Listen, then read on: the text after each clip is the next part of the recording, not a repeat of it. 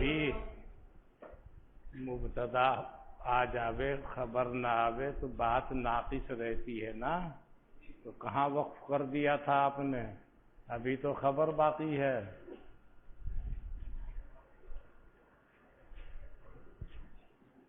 وہی جو آگے ہے وہی خبر ہے.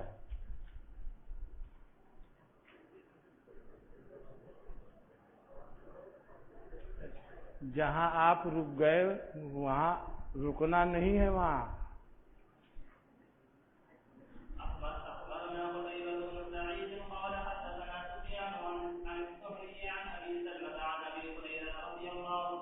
سلمہ نہیں، یہ نام پر زبر ہوتا ہے اس کے اوپر.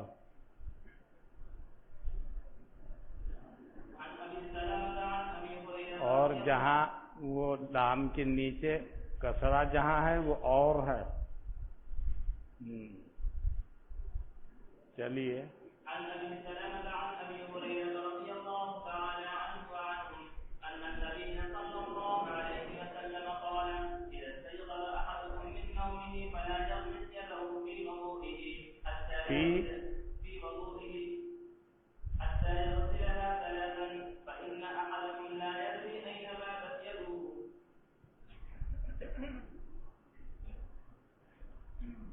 بسم اللہ الرحمن الرحیم.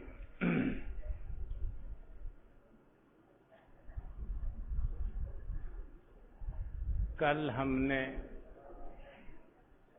مقاصد اور مبادی کے کنیکشن سے گفتگو کی تھی. یاد ہوگی، ابھی تو نہیں بھولے ہوں گے. ویسے بھولنا نہیں چاہیے کیونکہ کتاب میں لکھے ہوئے کا نام علم نہیں ہے. وَهُوَ الْحَاضِرُ عِنْدَ الْمُدْرِكِ کہہ رکھا ہے کسی کتاب میں.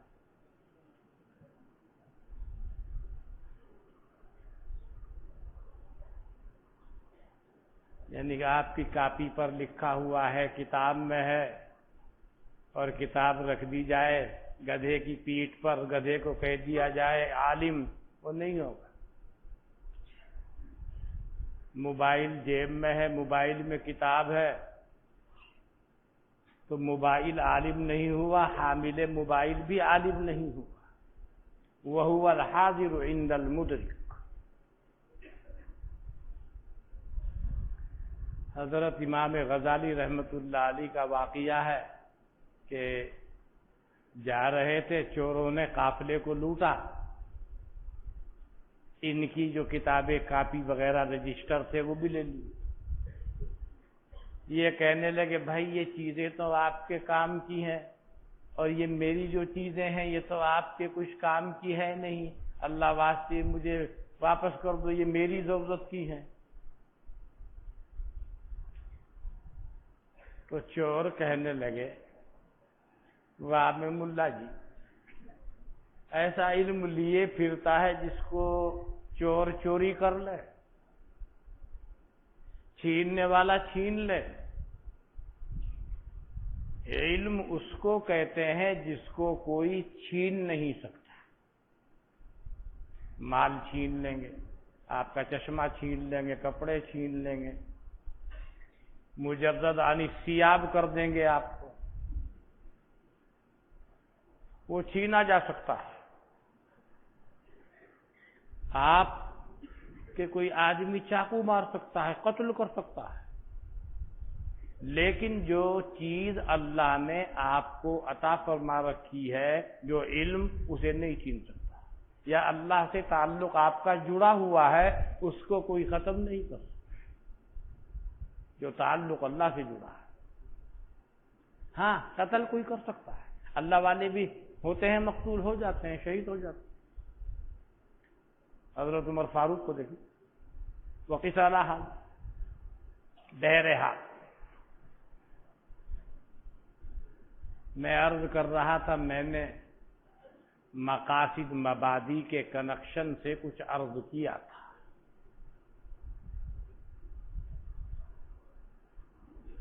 آپ حضرات محدث تو ہیں ہی، مفسر بھی ہیں، مفسر تو پہلے بنے ہیں. تفسیر میں ترجمہ بھی آپ نے پڑھا اور تفسیر کی کتابیں اور نہ صحیح جلالین شریف تو سبھی نے پڑھی.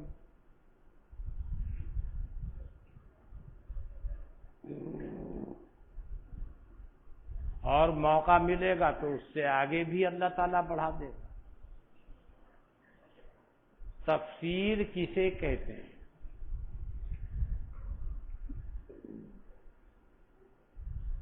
تفسیر کہتے ہیں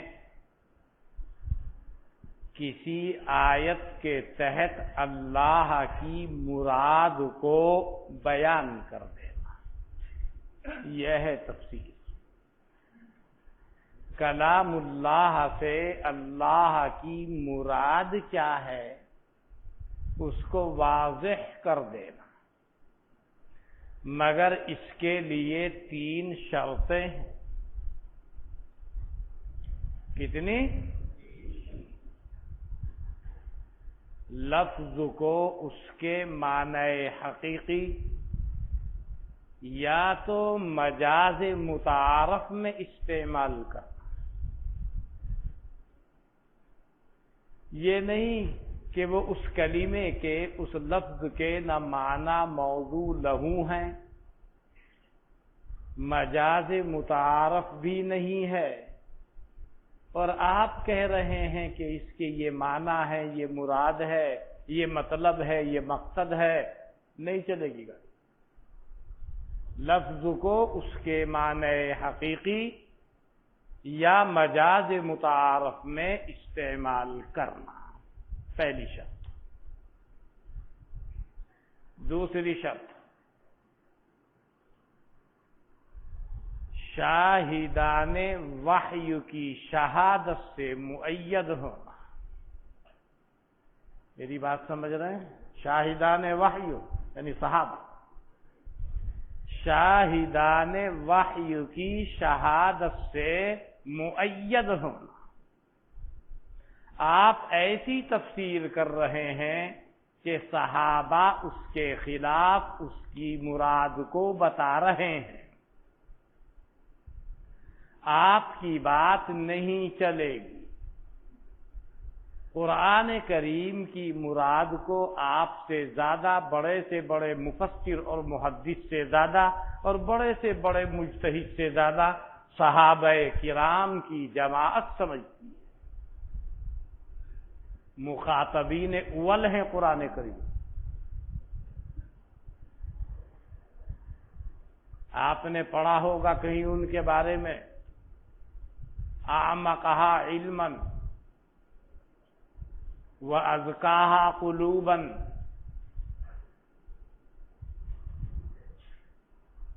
واقلها تکلفا. انہی حضرات کے سلسلے میں یہ پڑھا ہے. شاہدان وحی ان کی شہادت سے مؤید ہونا. صحابہ نے جو مراد بتائی تھی اس کے مطابق چلو. اس کے خلاف کوئی چل رہا ہے، صحابہ جو اس کی مراد کو بتا رہے ہیں وہ تفسیر نہیں ہے، کچھ اور ہے.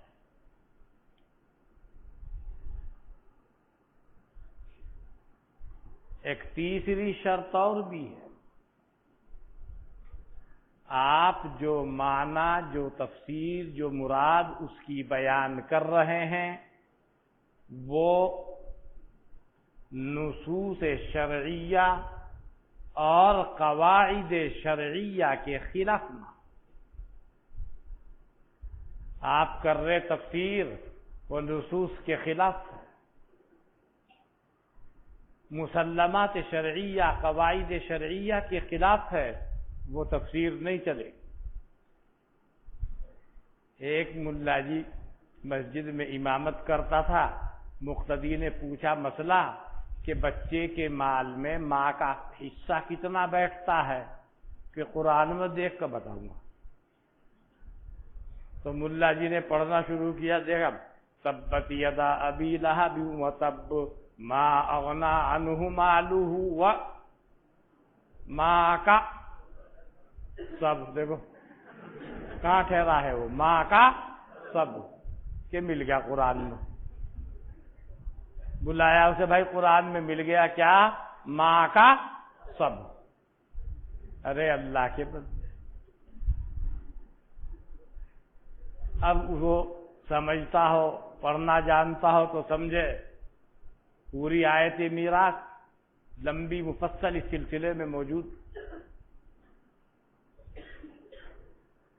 وہاں کچھ اور بتا رکھا ہے اللہ نے. تو کیا کر رہا ہے؟ یہ تو تفسیر بھی نہیں، کچھ بھی نہیں ہے.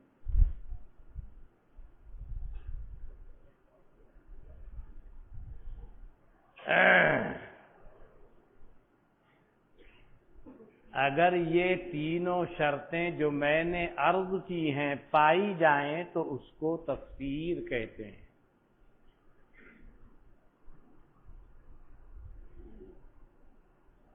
اور 3 شرطوں میں سے ایک شرط منتفی ہو جائے اور 2 شرطیں ہوں تو اس کا نام ہے تاویل قریب.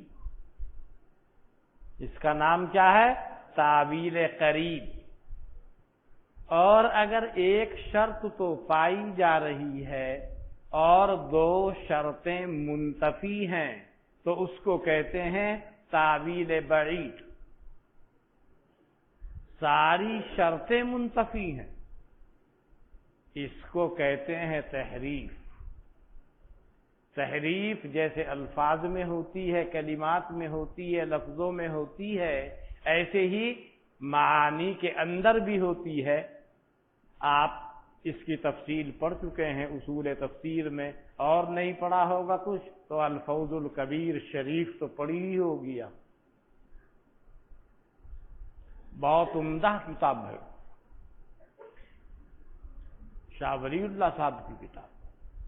اتنی سی ہے، اتنی سی. اسی موضوع پر علامہ سیوطی کی الاتقان اتنی موٹی ہے اگر دیکھی ہو. اگر کوئی دیکھے تو سیوطی کی اتنی موٹی اتقان میں وہ باتیں نہیں ہیں جو چند اوراق میں ہیں. چھوٹی سی کتاب ہے، اگر وہ مستحضر ہو جائے تفسیر کو سمجھنے میں کبھی کوئی دقت نہیں. اور جو باتیں کریں گے بالکل پختہ ہوتی ہیں، پکی بات. الفوز الکبیر پڑھی ہے آپ نے؟ اصل تو وہ فارسی میں ہے. ان کی زبان کی فصاحت و برد دیکھنی ہو تو اصل نسخہ دارالعلوم کے کتب خانے سے اٹھاؤ اور اٹھا کے دیکھیں کتنی فصاحت و بلاغت عمدہ زبان میں انہوں نے الفوز الکبیر لکھی. لیکن فارسی زبان تھی مروج، وہ فارسی میں بھی ایسے ہی فصیح و بلیغ تھے، عربی بھی ایسے ہی لکھتے تھے. لہذا حجت اللہ البالغہ دیکھ.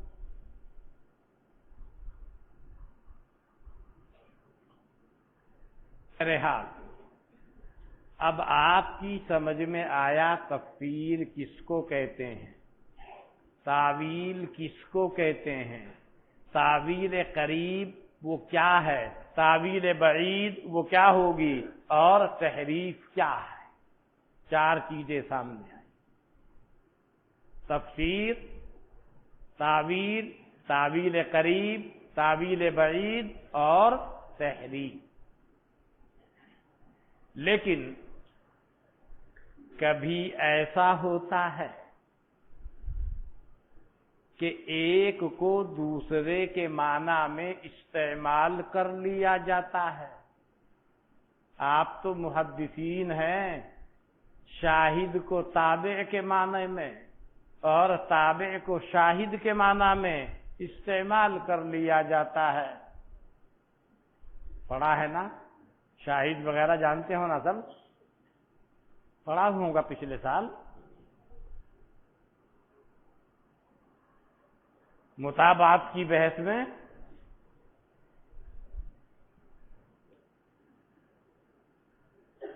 تو کبھی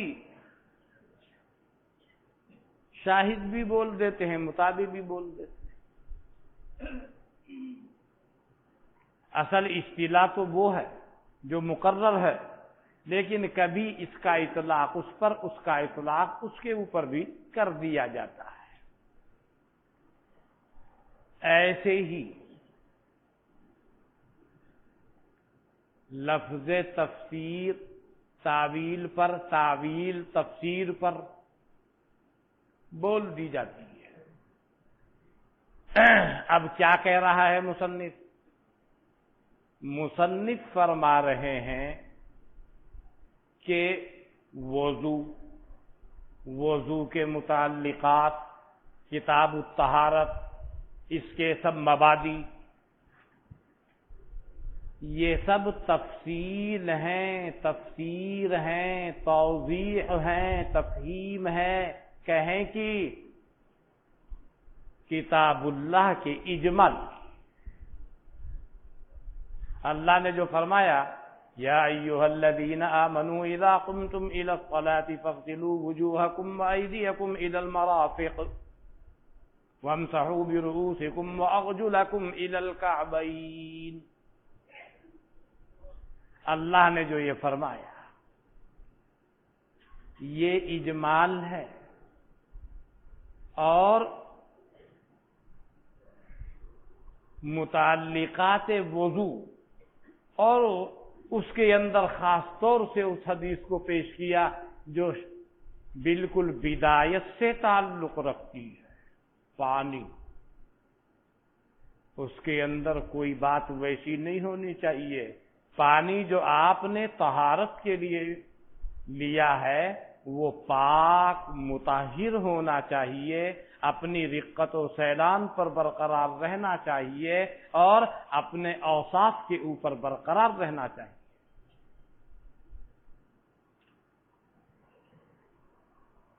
اس کے اندر کوئی ناپاک چیز نہ گری ہو، اور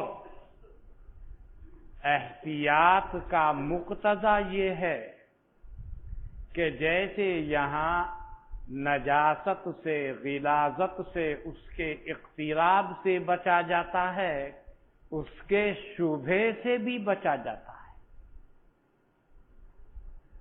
شبہے سے بھی بچا جاتا ہے۔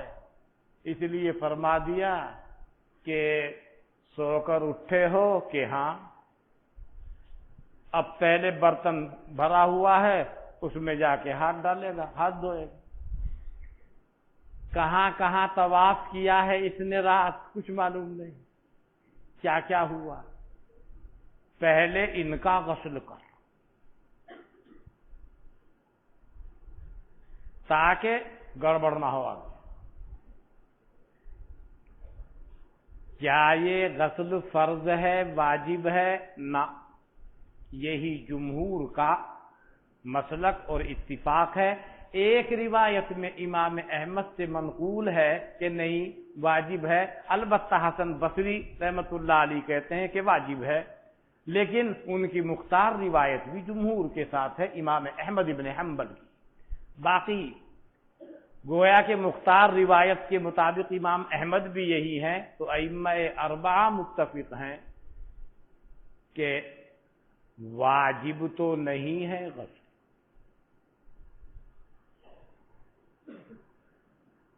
کیا اگر بلا غسل کے ہاتھ ڈال دیا مستيقظ نے، پانی ناپاک ہو جاوے گا؟ نہیں ہوگا، لیکن یہ سنت طریقہ ہے۔ کیوں؟ آپ جا رہے ہیں اللہ کی بارگاہ میں اور ان کی دربار میں حاضر ہونے کے وقت، وہاں مناجات کے لیے جا رہے ہیں، ہم کلامی کے لیے جا رہے ہیں، نماز کے اندر۔ لہذا حاضری اللہ کے دربار میں ہے، ہر اعتبار سے اپنی وسعت و قدرت کے مطابق ایسی ہیئت، ایسی وضاقتات کے ساتھ آپ کی حاضری ہونی چاہیے جو بندگی کی شان کو زیب دیتی ہو کہ بندہ اللہ کے دربار میں ایسے حاضر ہے، لباس کے اعتبار سے بھی، بدن کے اعتبار سے بھی، اور مکان کے اعتبار، ہر چیز کے اعتبار سے باوضو ہو کر طہارت کے ساتھ۔ یعنی جیسے یہاں نجاست سے بچنا پڑے گا، اس کے شبہ سے بھی باعتبار سنت بچنا پڑے گا۔ اس لیے سب سے پہلے اسی حدیث کو رکھا، اللہ کے اس فرمان کی تعویل، یہ حدیث پوری سند کے ساتھ حدیث پیش کرو، اور بھی آ رہی ہیں۔ اس کے بعد یہ یعنی کہنا چاہ رہے ہیں کہ مبادئ صلاۃ جتنے بھی ہیں وہ اس آیت مبارکہ کے اجمال کی تفصیل اور تفسیر اور تعویل ہیں، اس اجمال کو کھول رہی ہیں۔ کوئی مبادی ہونے کے اعتبار سے کوئی چیز مبادی کے لیے بھی مبادی ہوتے ہیں، پھر وہاں جو آیا پھر اس کے لیے بھی مبادی ہوتے ہیں۔ جیسے کل میں نے بتایا تھا آپ کو، ابھی بھی آپ چل رہے ہیں، آپ تو کہتے ہیں منتہی، مگر ابھی تو مبادیات ہی میں چل رہے ہیں، مقصد تو آگے ہے۔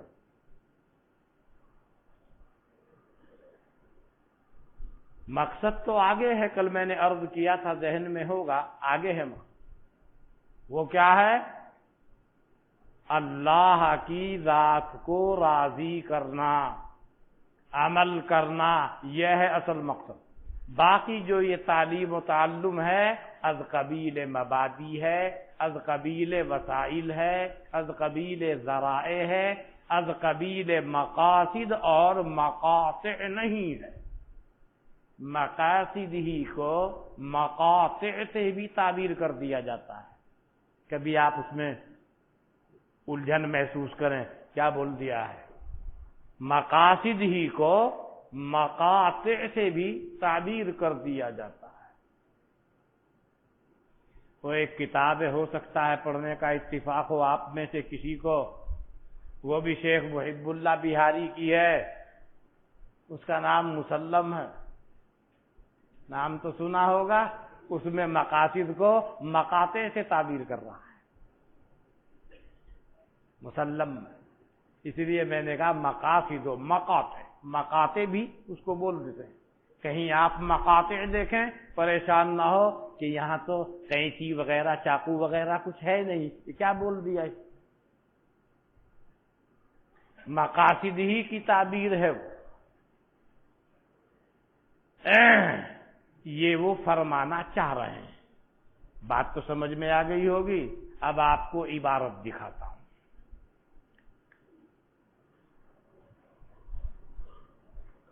بسم اللہ الرحمن الرحیم۔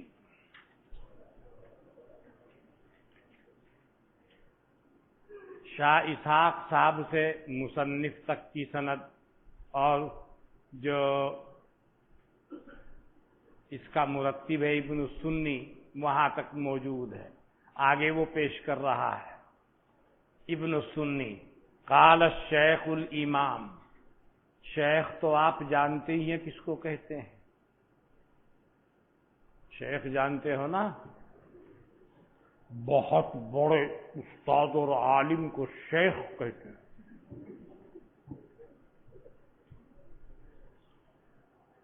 ہمارا ایک بہت پرانا شعر ہے، جلد سازی جو کرے جلاد ہے، شیخ وہ ہے جو بڑا استاد ہے۔ بڑے استاد کو شیخ کہتے ہیں، یعنی بڑا آدمی، اس کو کہتے ہیں شیخ۔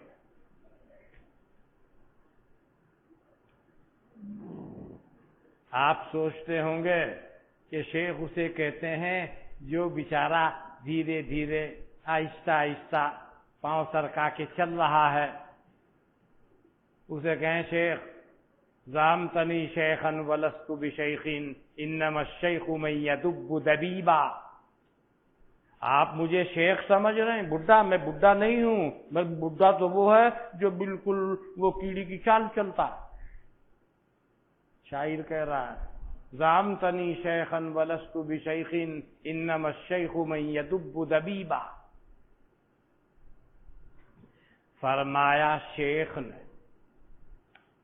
شیخ ارے وہ تو اوروں کے بھی شیخ ہیں، میرے بھی شیخ ہیں، میرے استاد ہیں۔ شیخ کہتا ہے، کیسا شیخ؟ الامام، جو امام ہے۔ کون سی مسجد کا؟ اپنے اس فن کا امام۔ امام اس کو کہتے ہیں کہ جس کی اقتدا کی جائے،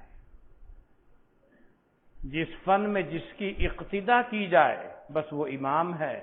امام ابو حنیفہ، امام مالک، امام شافعی، امام احمد۔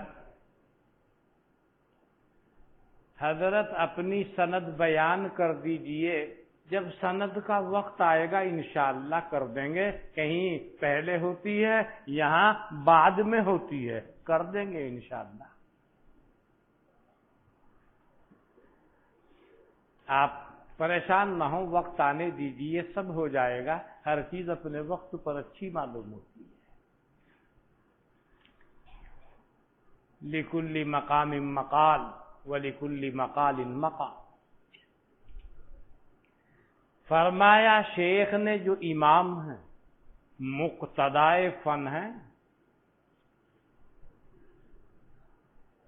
اس فن کے مسلم امام ہیں، حدیث کے امام ہیں، اسماء الرجال میں، جرح و تعدیل میں مسلم امام ہیں۔ العالم، شیخ بھی ہیں، امام بھی ہیں، عالم بھی ہیں۔ عالم کس کو کہتے ہیں؟ انما یخشی اللہ من عبادہ العلماء، اس کو کہیں عالم، اللہ سے ڈرنے والے کو۔ وہ عالم کی تعریف تھی ہی خود، لیکن اس نے صفت بڑھا دی، الربانی، عالم ربانی ہیں، جن کا ذات رب العالمین سے گہرا کنیکشن ہے، اور ایسے علوم کے ماہر ہیں اور ایسے علوم کے عالم ہیں کہ جس کا تعلق کس سے ہے؟ رب العالمین سے۔ ان کا علم علم ربانی ہے، مادی علم نہیں، نورانی روحانی علم ہے۔ الرحلۃ، جس کی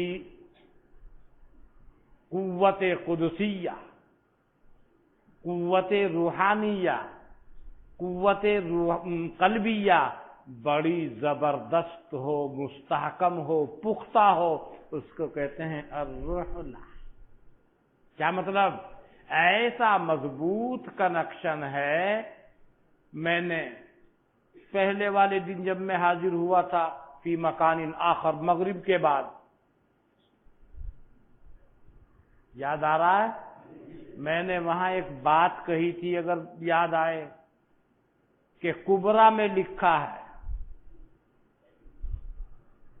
کبرا میں سید شریف جرجانی فرماتا ہے، وَکَسانے کے مؤید باشند بنفوس قدسیہ، آہاں رادت دانستن حقائق اشیاء، حاجت منطق نیست۔ بتایا تھا کیا؟ یہ کبرا شریف میں ہے۔ ایسے ہی لوگ رحلہ کہلاتے ہیں، جن کی قوت قدسیہ، قوت قلبیہ اللہ کی جانب سے مؤید ہو۔ اب آپ کہنے لگے امام ابو حنیفہ رحمۃ اللہ اتنے بڑے امام ہیں، جی منطق میں کون سی کتاب پڑھی تھی؟ اور سارے مناطقہ وہاں جائیں گے، سب کو گھٹنے ٹیکنے پڑیں گے وہاں۔ وہ ایسی منطق کے اوپر فائز ہے، اللہ کی رحمت سے پاکیزہ طبیعت اللہ نے عطا فرمائی، روشن ذہن، روشن قلب۔ وہ مبدے تک بھی نہیں پہنچے گا، وہ منتہا تک پہنچائے۔ کیوں؟ اس لیے کہ ان کے نفوس قدسیہ اللہ کی جانب سے مؤید ہیں، انہیں تمہاری منطق کی ضرورت نہیں، وہ تو بعد کے لوگوں کو چاہیے، وہ تو خدا داد جو قوت اور روحانیت ہے اور خدا کی جانب سے جو ان کی مدد ہے وہ ان کے لیے کافی. یہ معنی ہے روح اللہ کے. الحافظ مولانا یہاں دیہاتوں میں حافظ صاحب کو لوگ کہیں حافظ جی، حافظ جی کہتے ہیں. بعض دفعہ تو ایسا ہوتا ہے وہ بیچارہ حافظ بھی نہیں ہوتا، بعض صورتیں یاد کی اپنا نماز پڑھا دیتا ہے کہ بھائی حافظ جی صاحب، اسے بھی حافظ جی کہتے ہیں. یہ تو مجازن ہے، مجازن.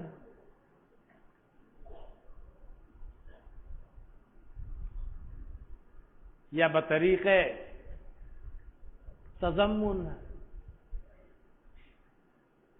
بطریق مطابقت نہیں.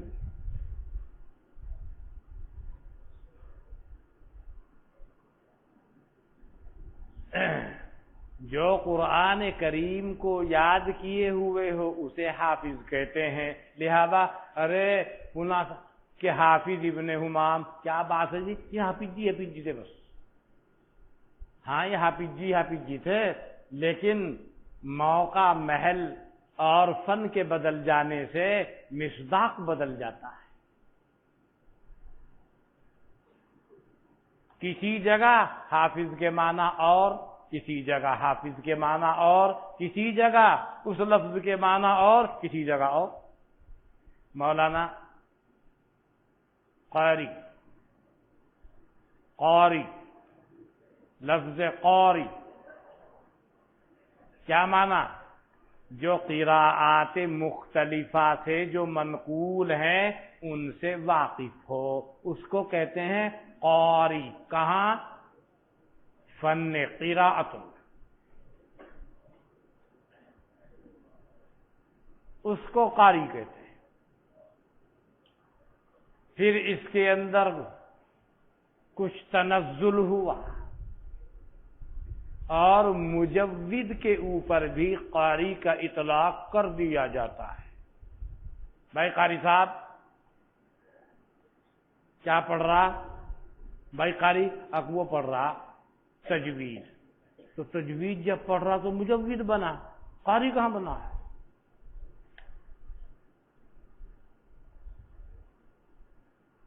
تجوید الگ فن ہے، قراءت الگ فن ہے، لیکن بطریق تنزل. پھر اور تنزل ہوا، اس نے نہ قراءت پڑھی، نہ اس نے تجوید پڑھی، نہ اسے یوں پتا الحمدللہ میں کیا کیا قراءت ہیں کہ بھائی یوں بھی ہے الحمدللہ، الحمدللہ، الحمدللہ، الحمدللہ، حمدا للہ، مالک یوم الدین، ملک یوم الدین، مالکن یوم الدین، ملک یوم الدین. اس کی بھی اسے خبر نہیں، نہ اس کو یہ پتا کہ با کا مخرج کیا ہے، ضاد کا مخرج کیا ہے اور حافظ لسان کیا ہے، اسے کچھ پتا نہیں. نہ اس کو کچھ اس کا پتا استعلا کیا ہے اور اطباق کیا ہے، انفتاح کیا ہے، قلقلہ کیا ہے. نہ اسے مدات کا پتا کون سا مد ہے، جی معلوم نہیں کون سا مد.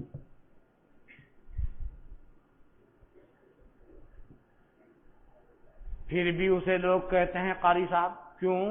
حافظ ہے وہ، یا ملا جی یہ نماز پڑھاتا ہے، کچھ صورتیں یاد کر رکھی ہیں، حافظ کے اوپر بھی قاری صاحب، امام صاحب کے اوپر بھی ہمارے قاری صاحب، اور ملا جی کے اوپر بھی قاری صاحب. ہے نہ ماننا. لیکن فقہ کی اصطلاح میں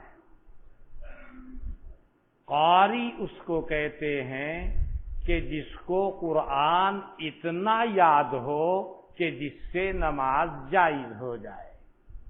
فرض کیجئے ایک آدمی کو سورہ فاتحہ اور سورہ اخلاص یاد ہے، نماز جائز. پہلی رکعت میں پڑھ لیا وہی، اسے یاد ہی نہیں، دوسری میں بھی وہی. سنتوں میں بھی وہی، نوافل میں بھی وہی، نماز جائز ہے نا؟ ہو گیا قاری؟ قاری ہو گیا؟ اب سن، ایک وہ آدمی کہ جس کو فقط سورہ فاتحہ سورہ اخلاص یاد ہے، اس کو آپ نے بنا دیا امام، جماعت کھڑی ہو گئی، ایک بڑے قاری صاحب تشریف لائے اور وہ بھی مقتدی بنے، نماز پڑھی، وہ ہیں قاری صاحب، حافظ بھی ہیں، مجود بھی ہیں، فن قراءت سے بھی واقف ہیں، اور ادھر مسئلہ یہ ہے کہ قاری کی نماز غیر قاری کے پیچھے جائز نہیں ہے، تو قاری صاحب کی نماز اس ملا جی کے پیچھے جائز ہوئی کہ نہیں؟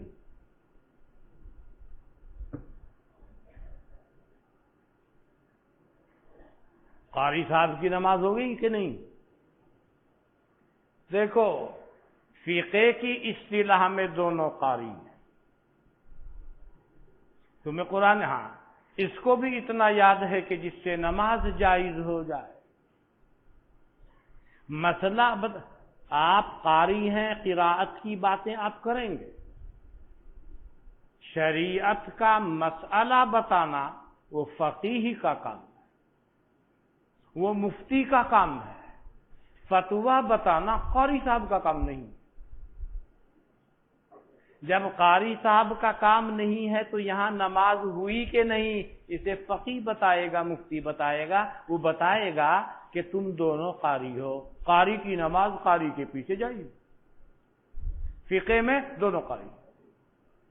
تو فقہ کے باب میں فقہ کی اصطلاح چلے، مغالطے میں مت پڑنا۔ کوئی آپ کو مغالطے میں دے گا، ہاں بھائی اس ملا جی کے پیچھے قاری صاحب کی نماز ہوگی کہ نہیں؟ مشہور ہے کہ غیر قاری کے پیچھے قاری صاحب کی نماز نہیں ہوتی۔ ٹھیک سنا آپ نے، مسئلہ یہی ہے، مگر یہ گفتگو فقہ میں ہو رہی ہے نا، فقہ میں قاری اس کو کہتے ہیں۔ فقہ کے اعتبار سے جو فن قراءت پڑھے ہوئے ہے وہ بھی قاری ہے، اور جس کو سورہ فاتحہ اور سورہ اخلاص یاد ہے وہ بھی قاری ہے۔ اتنا قرآن یاد ہو کہ جس سے نماز جائز ہو جائے۔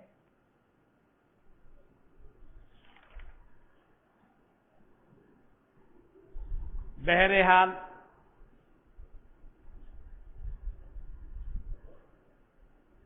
آپ نے دیکھا قراءت میں قاری کے اور معنی ہے، اور یہاں فقہ میں قاری کے اور معنی ہے، حافظ کے کہیں اور معنی ہے، حدیث میں جاؤ تو معنی اور ہے۔ کیا؟ جس کو 1,00,000 حدیثیں،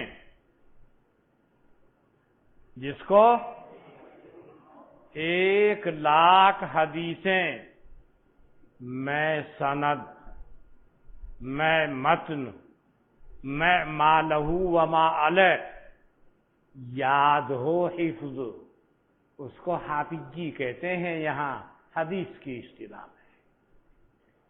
جیسے حافظ ابن حمام، حافظ ابن تیمیہ، حافظ ابن قیم، حافظ ابن حجر۔ آپ یہ نہیں کہیں گے حافظ طحاوی، وہ حافظ نہیں، وہ امام ہے، امام تو اوپر ہے موقف، امام تو امام۔ جیسے کل ایک بچے نے پرچہ دیا تھا، ایک امام کے بارے میں، ایک حافظ جی کے بارے میں، اگر دونوں کی رائے مختلف ہو جائے کسی کی جرح اس میں، تو میں نے جواب دیا تھا، اس کا ذہن میں ہوگا، سوال اپنی جگہ پر نہیں ہے،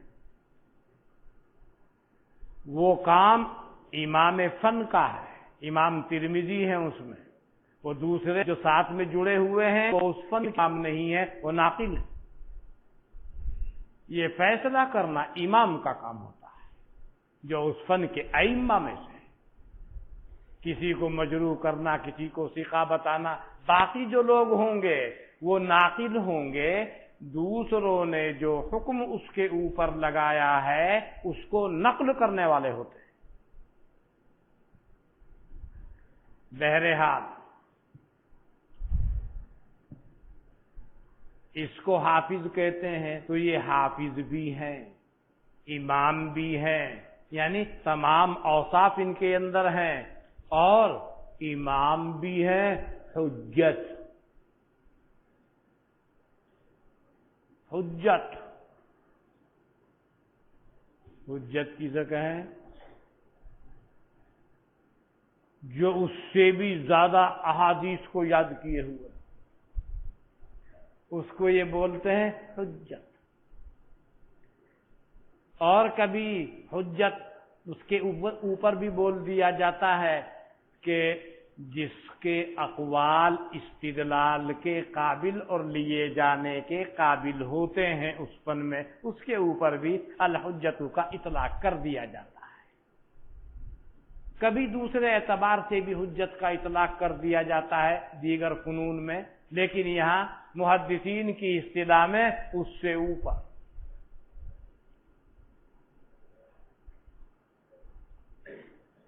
حافظ بھی ہے، امام بھی ہے، حجت بھی ہے۔ الصمدانی، صمد اللہ کی صفت ہے، صمد، اللہ الصمد۔ صمد ایسی ذات کو کہتے ہیں کہ سب کے سب اس کے محتاج، اور وہ کسی کا محتاج نہ ہو، جس کا ترجمہ آپ کرتے ہیں بے نیاز۔ اللہ بے نیاز ہے، کسی کا محتاج نہیں۔ اللہ خالق ہے مخلوق سے پہلے،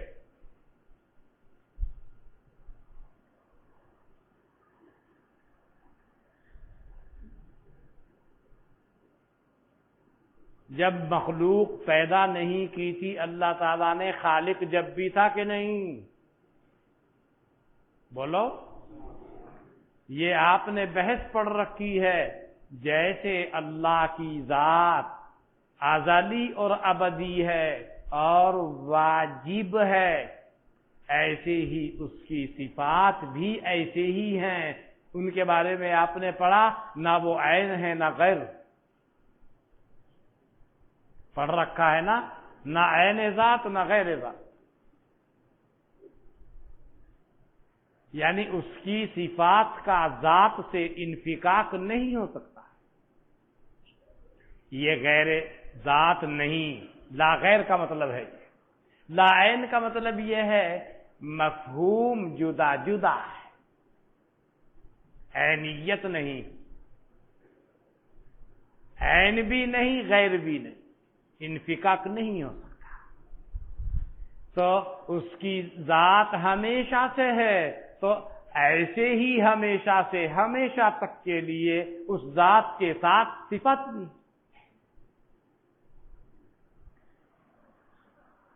تو جب مخلوق پیدا نہیں کی تھی اللہ نے، وہ تب بھی خالق تھا، تب بھی رحمان تھا، تب بھی رحیم تھا۔ اگر ساری مخلوق فرما بردار ہو جاوے اللہ کی شان میں ذاتی برابر کوئی اضافہ ہوگا؟ بولو۔ اور اگر سب کے سب نافرمانی کرنے لگیں، اس کی ربوبیت و کبریائی اور خدائی میں رتی برابر کوئی نقص آئے گا؟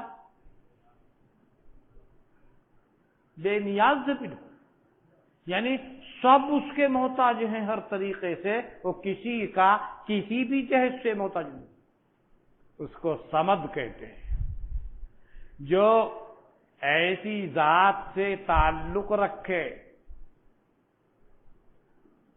اسی کو کہا سمادانی۔ پہلے سے تعبیر کیا ربانی، اور ساتھ ساتھ یعنی اللہ سے کنیکشن ہے، اور جو بے نیاز سے تعلق رکھے گا اللہ تعالیٰ کچھ نہ کچھ سے اثر اور صفت تو اس میں دے ہی دیتا ہے۔ اپنے بعض بندوں کو بھی ایسا کر دیتا ہے کہ اس کچھ جھلک سی اس کے اندر محسوس ہوتی۔ الصمدانی وہ کون ہے؟ ابو عبد الرحمن، یہ میں نے بتا دیا تھا پہلے ہی، یہ کنیت ہے ان کی۔ جب وہ حدیث کے نقل کرنے کے بعد کسی علت کے بارے میں گفتگو کریں گے تو کہیں گے قال ابو عبد الرحمن۔ احمد نام ہے، ابا کا نام شعیب ہے، دادا کا نام علی ہے، پردادا کا نام بحر ہے۔ النسائی، نسائی کے سلسلے میں نے تفصیل سے آپ کے سامنے گفتگو پیش کی۔ یہ ابن السنی نے کہا ہے کہ ہمارے استاد محترم نے فرمایا۔ کیا فرمایا؟ اب یہ فرمان آ رہا ہے آگے۔ حضرت تفسیر کی 3 شرطیں بیان کی، اس میں دوسری شرط سمجھ میں نہیں آئی، اس کو دوبارہ سمجھا دیجئے، آپ کا احسان ہوگا۔ نہیں بھائی میرا احسان کیا، وہ تو آپ ہی کا احسان ہے کہ آپ کو اس کی جستجو ہے۔ شاہدان وحی کی شہادت سے مؤید ہونا۔ میں نے شاہدان وحی سے کیا مراد ہے اسے کھول دیا تھا آپ کے سامنے، اب سمجھ میں آ گئی ہوگی بات۔ یہ لو،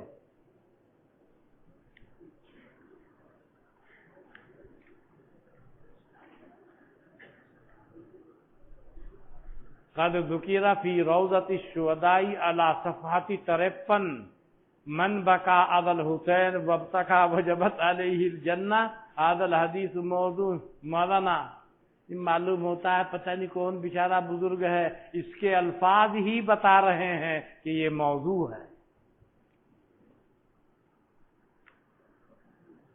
حضرت الاستاد آپ کے قراءت کے استاد کون ہیں؟ سورہ فاتحہ کی تلاوت سنا دیجئے۔ دیکھو اس بڈھے استاد سے مذاق کرتے ہیں۔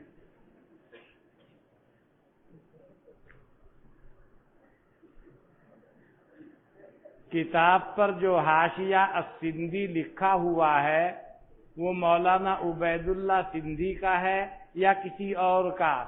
یہ مولانا عبید اللہ سندھی ایک ابھی گزرے ہیں، دو جن کی ایک وہ یہ ان سے پہلے ہیں، یہ بھی سندھی ہیں۔ ایک حاشیہ ان کا ہے اور ایک حاشیہ علامہ سیوطی کا ہے۔ یہ لو،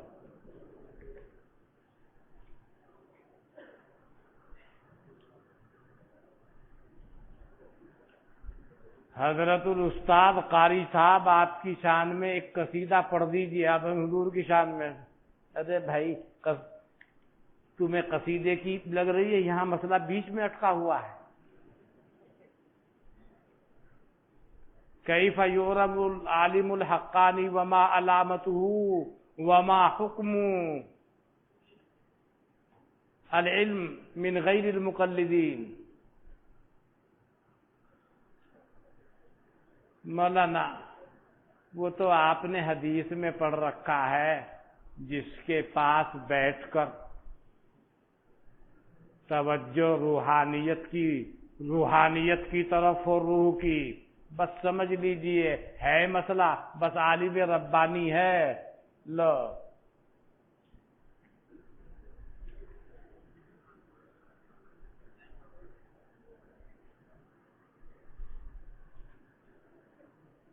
آپ نے حافظ کی جو تعریف کی ہے، مفتی تقی صاحب نے اس کی تردید کی ہے کہ حافظ کی تعریف من احاطہ علمہ بمئۃ الف حدیث، یہ صحیح نہیں ہے۔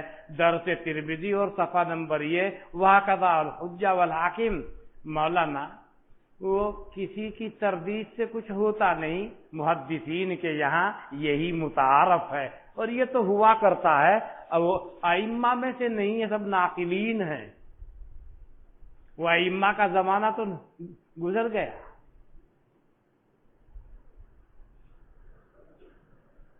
بعض عالم اپنے نام کے آخر میں لقب لگاتے ہیں رحمانی ربانی، کیا یہ صحیح ہے؟ وہ تو صاحب نسبت ہی اس کو واضح کر سکے گا۔ کیوں؟ آپ نے پڑھا ہے صاحب لِأَنَّ صاحب البیت ادریٰ بما فیہ، ہو سکتا ہے اس کے اندر کچھ ہو، فیہ ما فیہ۔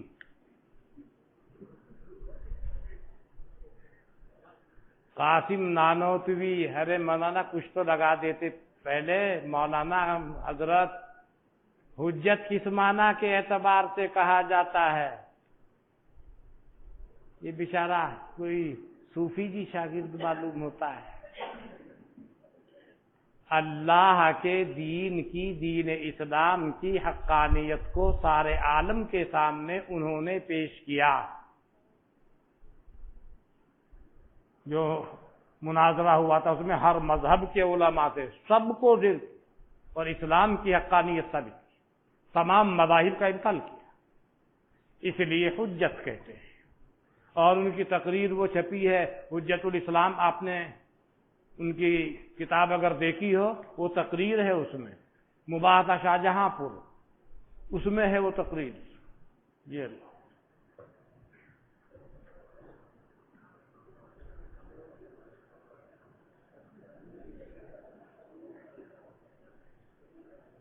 نماز پڑھاتا ہے جبکہ وہ مستقل امام نہیں، وہ قرات میں فحش غلطی کرتا۔ مثال کے طور پر وہ ضاد کی جگہ جے اور زے کی جگہ ضاد پڑھتا ہے، اور اس کے پیچھے ایک ایسا شخص نماز پڑھتا ہے جو حافظ قاری اور عالم ہے، تو کیا اس کی نماز ہوگی یا نہیں؟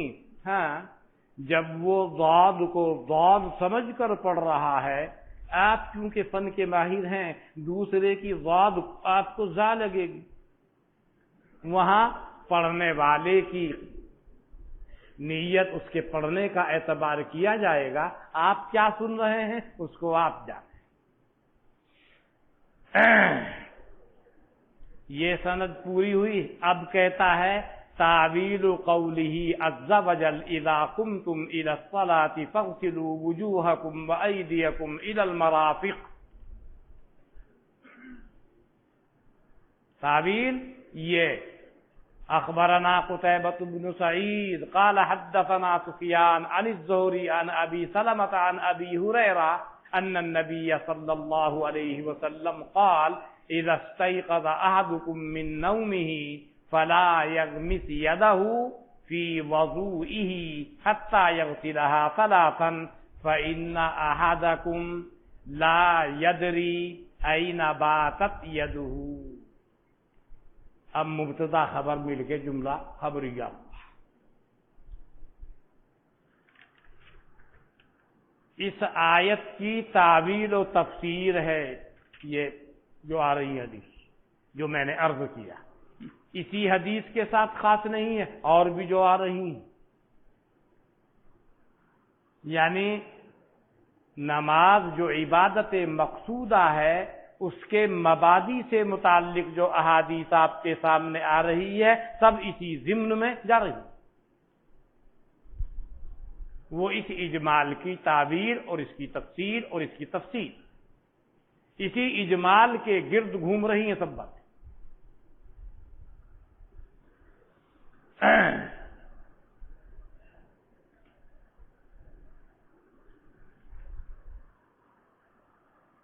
آدمی سو گیا،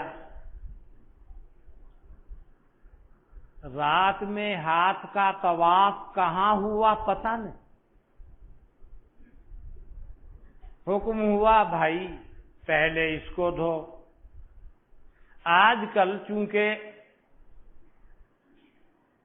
طریقہ وہ نہیں رہا، ٹونٹی لگی ہوئی ہے، جائیے پانی میں ہاتھ ڈالنا ہی نہیں، وہ الگ سے برتن میں لے کر وہ ہاتھ دھو، اس کے بعد میں آپ کا ہاتھ چلے گا اندر۔ آج وہ مسئلہ نہیں ہے۔ ہاں، ابتداء وضو میں غسل یدین،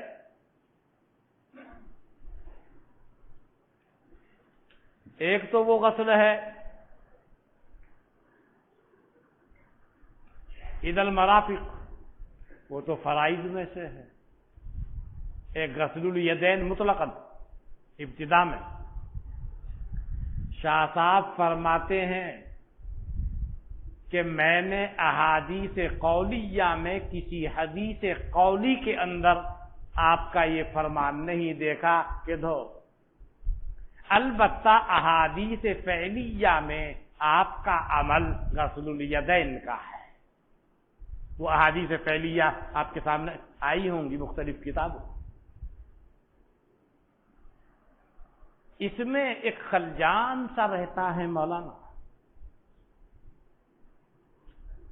پتہ نہیں ہاتھ نے کہاں پر طواف کیا ہوگا، کہاں پر گشت کیا ہوگا، لیکن ہاتھ کے دھونے کا تو حکم ہوا کہ ہاتھ دھو، اور جہاں گشت کرنے کی وجہ سے اور جس کے گرد گھومنے کی وجہ سے یہ سب کچھ ہوا ہے، یعنی فرج شرمگاہ، اس کے غسل کا حکم کیوں نہیں؟ اس سے متعلق کپڑا بھی ہے لگا ہوا، اس کے دھونے کا حکم کیوں نہیں؟ یہ فقط ہاتھ کا ذکر کیوں؟ میری بات سمجھ میں آئی؟ ہاتھ دھونے کو فرمایا، وہ دھونے کو شرمگاہ کو بھی دھو، جہاں کا طواف ہو رہا تھا اس کے آس پاس جو کپڑے ہیں ان کو بھی دھو، اس کا حکم نہیں دیا گیا۔ کیوں؟ کیا مصلحت ہے؟ یقیناً کوئی حکمت ہے اس کے اندر۔ کیا ہے حکمت؟ دیکھو، ایک چیز ہوتی ہے متعدی، ایک ہوتی ہے لازم۔ یہاں متعدی سے وہ فعل لازم، فعل متعدی صرف والا مراد نہیں لے رہا،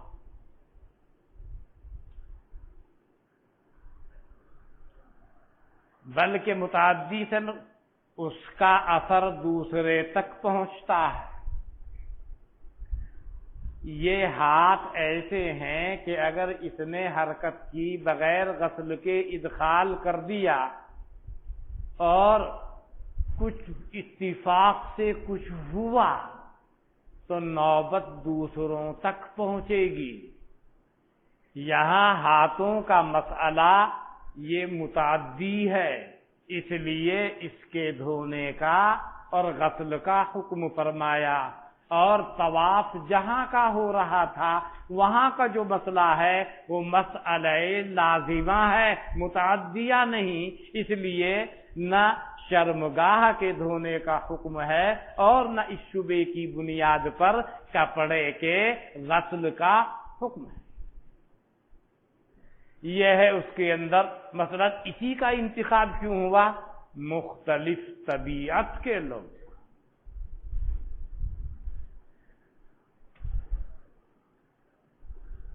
بعض طبیعتیں ایسی ہیں آپ نے پانی پیا، آدھا گلاس چھوڑ دیا، دوسرے نے لے کے پی لیا۔ پیتے رہتے ہیں بھائی بھائی آپس میں مسلمانوں کی ایک دوسرے کا، لیکن بعض طبیعتیں ایسی بھی ہیں اسے پلا دو کسی کا جھوٹا، الٹی لگ جائے گی۔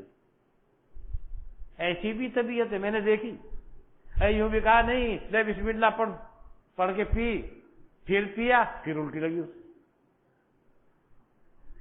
ایسے افراد میں نے خود دیکھے کہ وہ کسی کا جھوٹا نہ کھا سکتے نہ پی سکتے، طبیعتیں ہیں مختلف۔ اس لیے شریعت نے زور بھی نہیں دیا نہیں پینا ہی پڑے گا، تمہاری مرضی ہے، پینا چاہو بالکل جائز ہے، کوئی اس میں نہیں، اور پینا نہیں چاہتے طبیعت نہیں چاہ رہی ہے، کوئی زور نہیں ہے تمہارے اوپر۔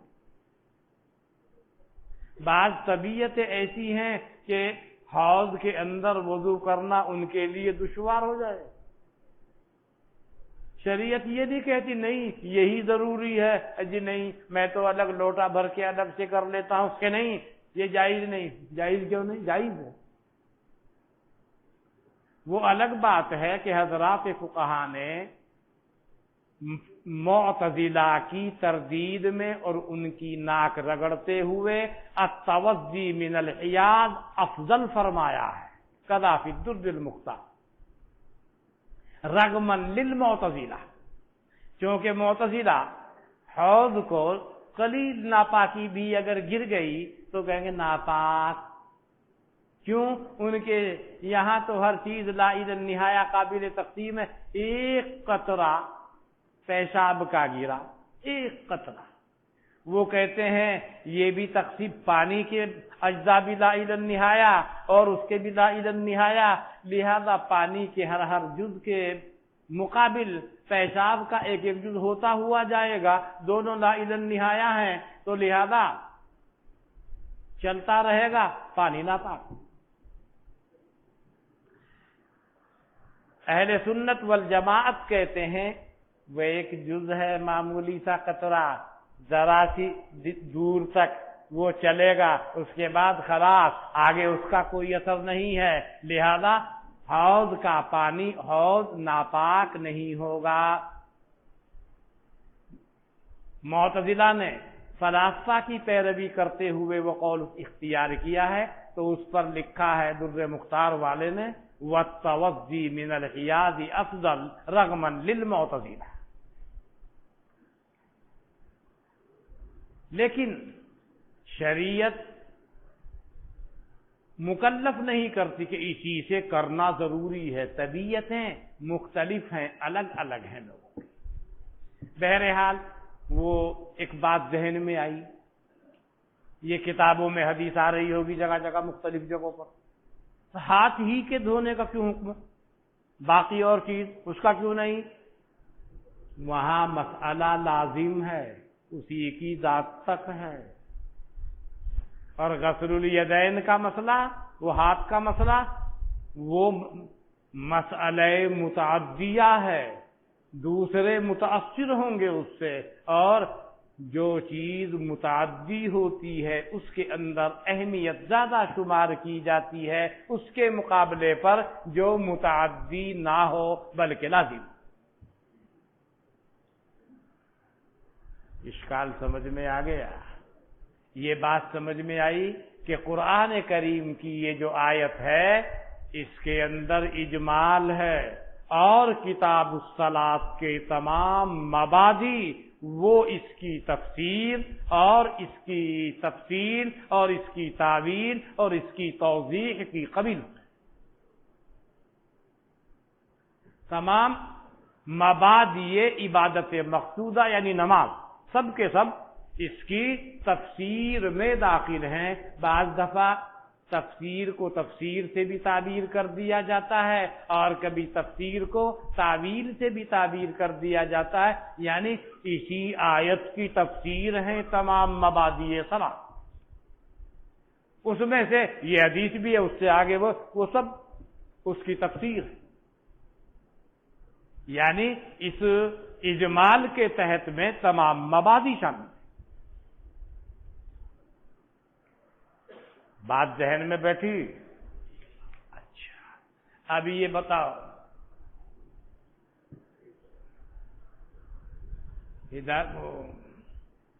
شرمیت عامل پڑی ہے نا، لِقَوْلِهِ تَعَالَى، نہ وہ قَوْلِهِ تَعَالَى، آگے وہ آ رہی آیت، ترکیب قول مضاف،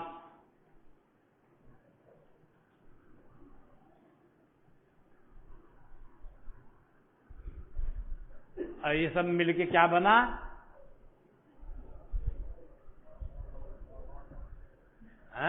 قول. اور آگے جو آ رہا ہے ارشاد وہ کیا بنا؟ اچھا، قول مقولے سے مل کر الی آخرہ، ایسے ہی نا؟ اس میں تھوڑی سی ایک گزارش یہ ہے کہ نحمیر پڑھی ہے نا، قول مقولہ کوئی اصطلاح آئی وہاں؟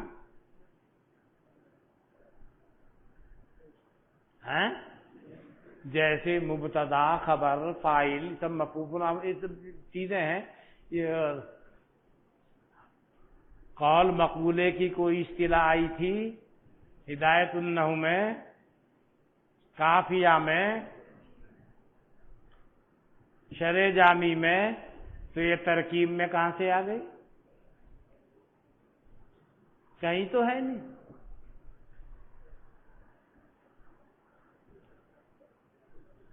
البتہ کافیہ میں یہ آپ نے پڑھا ہے अतफुल बयानी ताबिउन गैरु सिफतिन युज़िबुहु, पढ़ा था काफिया में, अतफुल बयानी ताबिउन गैरु सिफतिन युज़िहु मतबुअहु इला आखिरिही। ये क्या बना, मातूफ अलैह माबाद इरशाद, वो क्या बना, अत्फ़े बयान, या ये बन गया मुबदल और इरशाद वो बन गया बदल। ये इस्तिलाहात मौजूद हैं, दोनों तारीफें फिट बैठ रही, मुबदल मिन्हू बदल और इरशाद अत्फ़े बयान। सिफत के अलावा भी है वो, और कौल से क्या मुराद है यहाँ, ये गैरु सिफतिन युज़िहु मतबुअहु।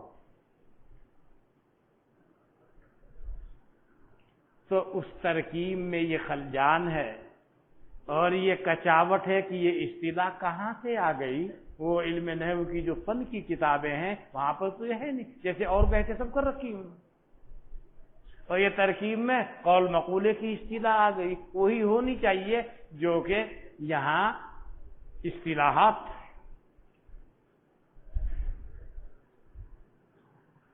ये इस पे बात जहन में आई, तावील कौलिही अज़्ज़ा वजल। अब आगे आ रहा है इरशाद, आप तो वही कहेंगे कौल और मकूला। कुछ बात बाकी रह गई, इंशाअल्लाह कल हाजिर दूंगा और मुकम्मल करेंगे।